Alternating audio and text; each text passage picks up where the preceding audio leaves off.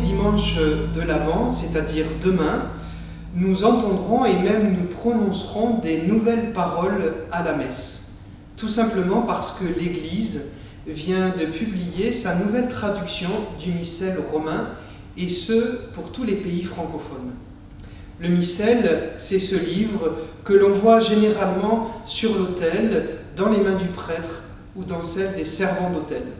Mais en réalité, c'est le livre pour toute l'Église en prière, avec les mots et les gestes, pour célébrer dignement le mystère de l'Eucharistie.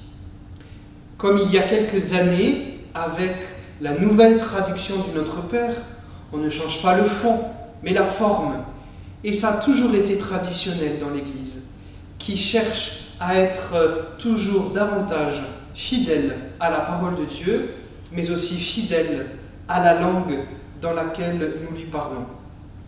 Il y aura des changements qui seront faciles à adopter, comme par exemple le rajout des sœurs à certaines formules, ou au moment de la communion, lorsque le prêtre dira « Heureux les invités au repas des noces de l'agneau ».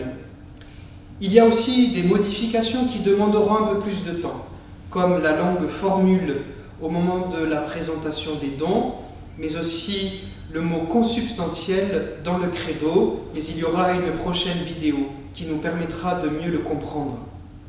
Finalement, cette nouvelle traduction du missel romain est une bonne nouvelle pour nous prêtres et laïcs, pour revisiter le sacrement de l'Eucharistie. Et Dieu sait que nous avons été éprouvés au moment du Covid. C'est donc une bonne nouvelle pour nous de nous replonger dans les sources de la communion avec Dieu, mais aussi entre nous. Et cela nous met en communion avec tous les autres pays qui, eux aussi, se sont engagés dans ce processus de nouvelle traduction du missel romain. Alors, accueillons cette nouvelle traduction comme une bonne nouvelle dans ce temps de l'Avent, dans ce temps qui nous met dans l'ouverture, dans l'accueil à l'inattendu, à la nouveauté de Dieu.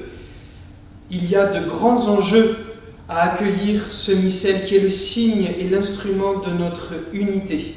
Car ne l'oublions jamais, si l'Église fait l'Eucharistie, c'est surtout l'Eucharistie qui fait l'Église.